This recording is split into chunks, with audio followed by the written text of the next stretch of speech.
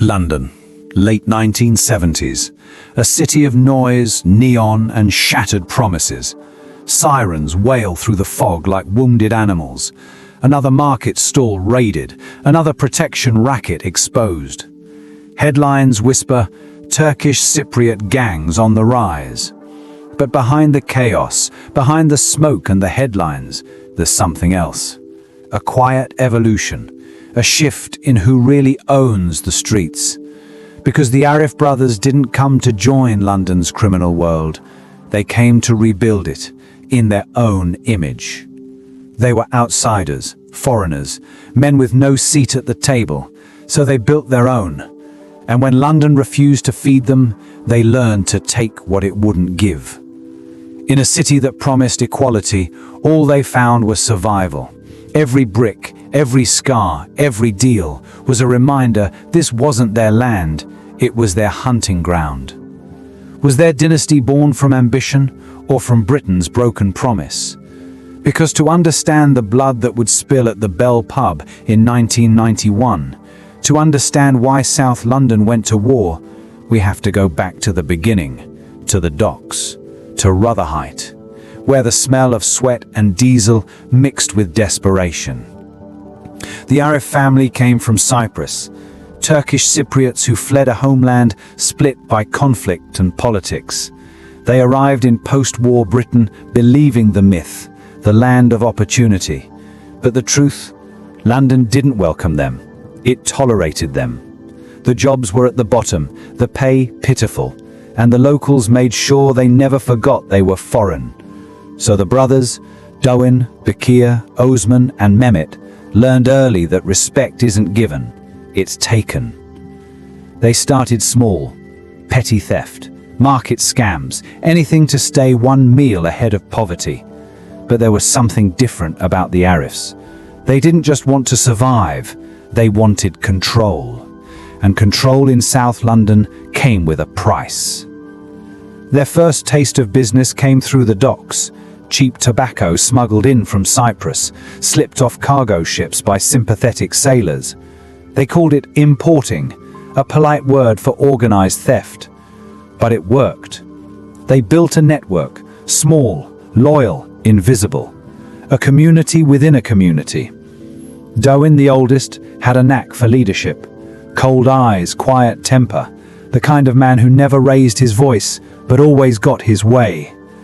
Bekir, wild, unpredictable, the one you sent when fear needed a face. Osman, sharp and patient, the brain behind the money. And Mehmet, the youngest, always looking over his shoulder, learning fast.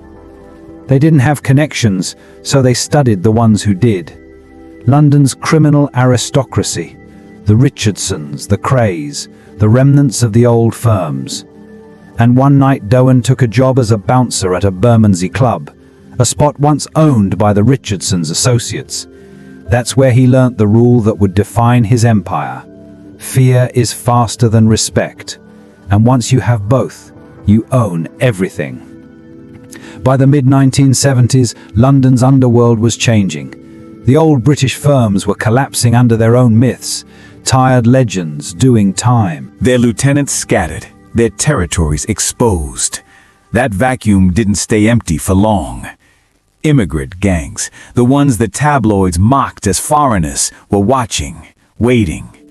The Arifs saw opportunity in every fall. They didn't care about reputation, they cared about revenue. And then came the turning point.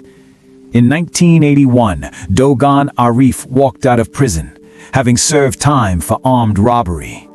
He didn't return to the docks, he returned to war. Within 3 years, the Arifs struck with terrifying precision. A security van in South London hit clean, no shots fired. 250,000 pounds vanished into the night. The city froze. The press scrambled for answers. And for the first time, a new name hit the papers. The Arif Brothers. Police called it an ethnic gang. The streets called it something else. A statement. Beke was caught, charged, and sentenced to 14 years for the heist. Osman, not implicated, kept the operation alive. Witnesses grew quiet. Evidence grew thin. The message was clear. The Arifs had arrived.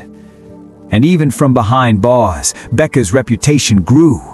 Inside, he learned more than crime. He learned order, hierarchy. Every prison sentence became a business degree. Outside, Osman kept the money moving.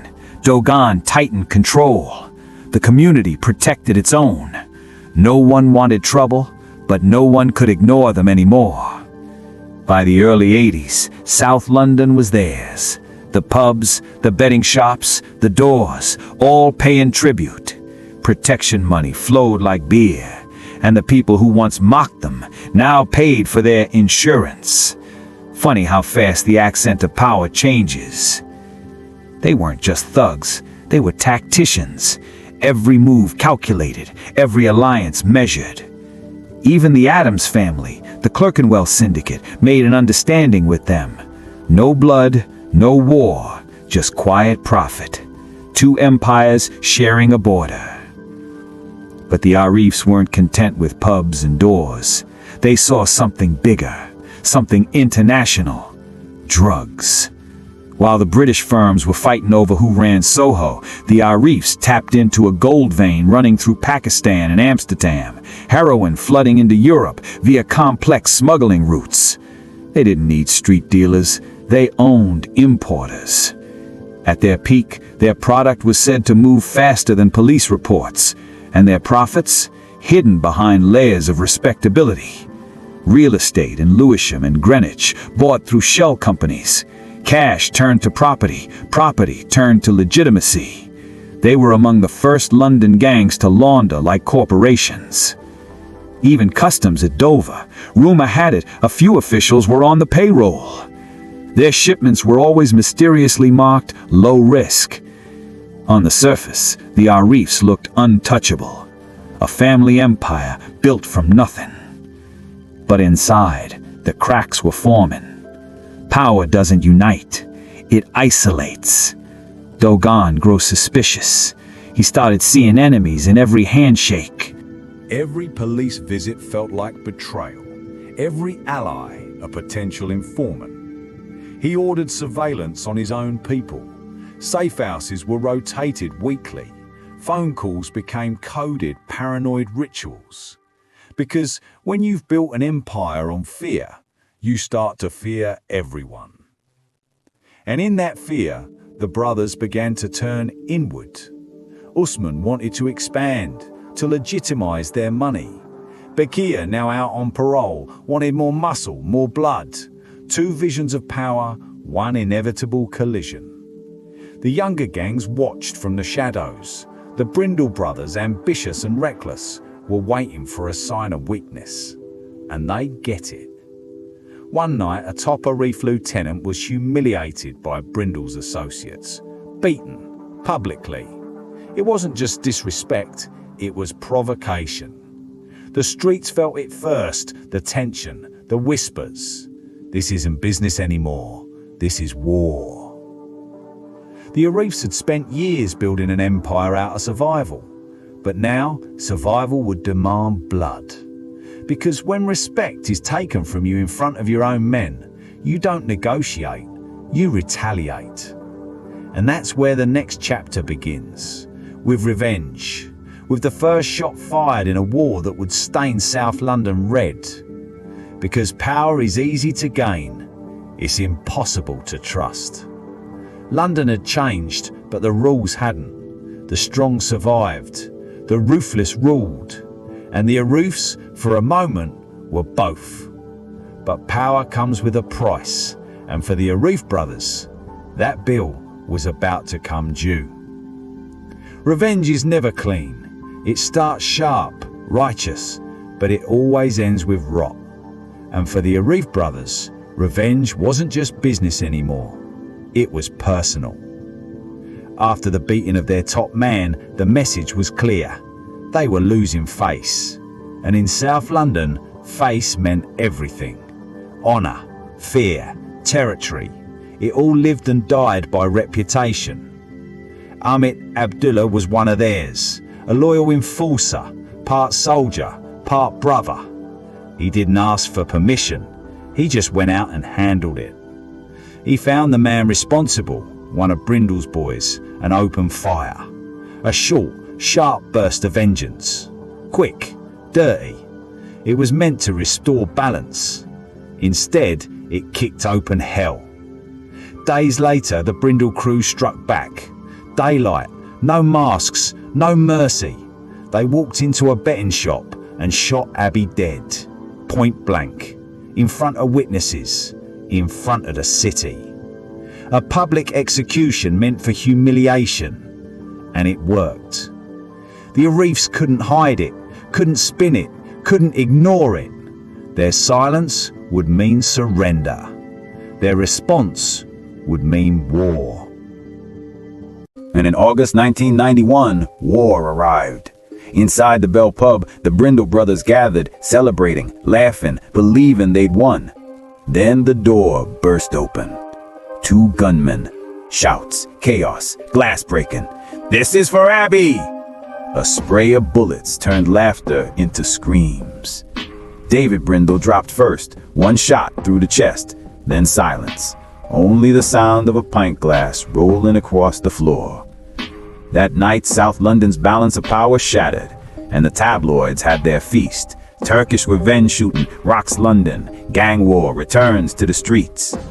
For years, the Arifs ruled through fear. Now, fear ruled them. Because once you draw blood that publicly, the city starts to turn. Police pressure tightened. The press circled like vultures. Old allies started backing away. Everyone wanted distance from the brothers who just turned South London into Beirut. Bakir didn't care. He wanted escalation, total domination. He thought more violence would reassert control. Dewan saw it differently. He saw the walls closing in. Too much heat, too many bodies, and worst of all, too many mouths talking. The illusion of invincibility began to crack. It started small. Whispers about a courier, someone feeding the National Crime Intelligence Service crumbs of information. Shipment routes, meeting spots, the kind of intel no outsider should know. At first, Dewan didn't believe it, but then came the Reigate job. A cash van hit, their kind of job, precise, timed, profitable. Except this time, the police were waiting. Not chasing, waiting. Shots fired.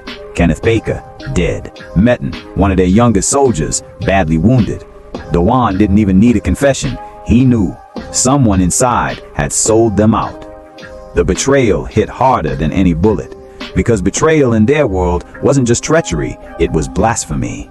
A brotherhood built on silence, undone by a whisper.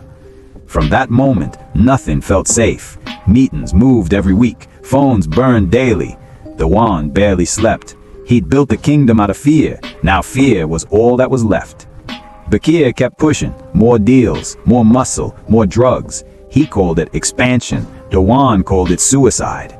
The heroin was moving faster than ever, through Dover, through Amsterdam, through the same routes that made them kings.